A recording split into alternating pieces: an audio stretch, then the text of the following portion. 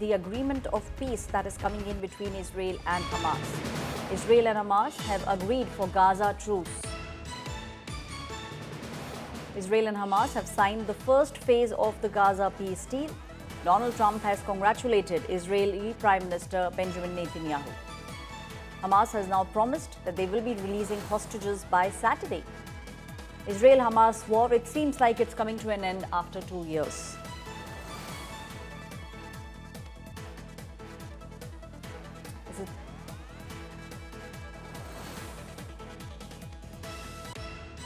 I was just dealing with people from the Middle East, Arab people and other people on the potential peace deal, but it's something I think that will happen, got a good chance of happening. I may go there sometime toward the end of the week, maybe on Sunday, actually, and we'll see. But there's a very good chance negotiations are going along very well. We're dealing with. Our Foreign Affairs editor Geeta Mohan now joining me on the story. Geeta, very, very dramatic scenes played out at the White House. From what we understand, it was the US Secretary of State Marco Rubio. He actually interrupted an event at the White House and handed Donald Trump a very urgent note with regards to the progress that was made with regards to the negotiations in Egypt. And then we saw things moving at neck-break speed.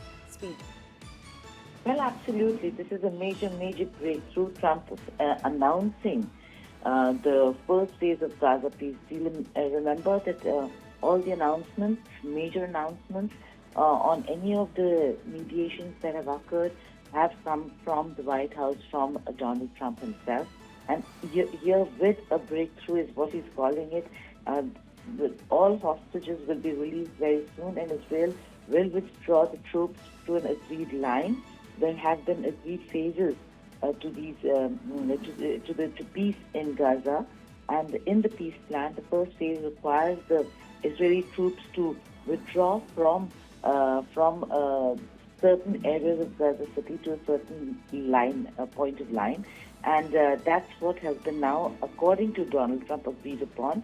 The Qatari Prime Minister, Egyptian, and Turkey intelligence officials who were part of the entire conversation, and finally Steve Witkoff and Jared Kushner also arrived in Egypt, and that's when the decision was taken, with the Hamas now agreeing, according to Donald Trump, on the first phase of the peace plan. That certainly is a huge development. Right, Geeta, please stay on with me. John Rosomando, who's a security analyst, is also now joining me from Washington, D.C., United States of America. John, the first question that comes to the mind is that, will this be a fragile peace, or do you believe we could see long-lasting peace taking place?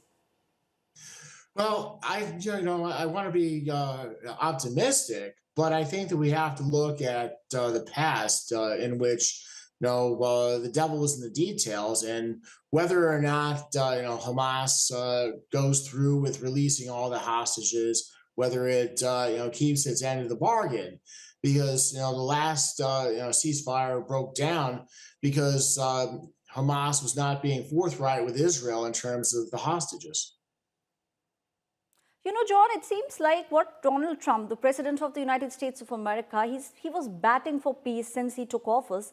It seems like the efforts are paying off. At least, we are seeing Hamas and Israel on the same table. The negotiations are going on. They have also agreed that come Saturday, they will start releasing the hostages. Now, it's a 20-point plan. Will they stick to the 20 points? That's the big question. But everyone is very keenly looking at the next 24 to 48 hours. Well, I think it's too early to tell, because as we've seen so many times, we've had agreements gotten close where things have just fallen apart, where people have hemmed and hawed. So I think that I err on the side of caution. I don't want to say that it's not going to happen, but at the same time, I'm not holding my breath.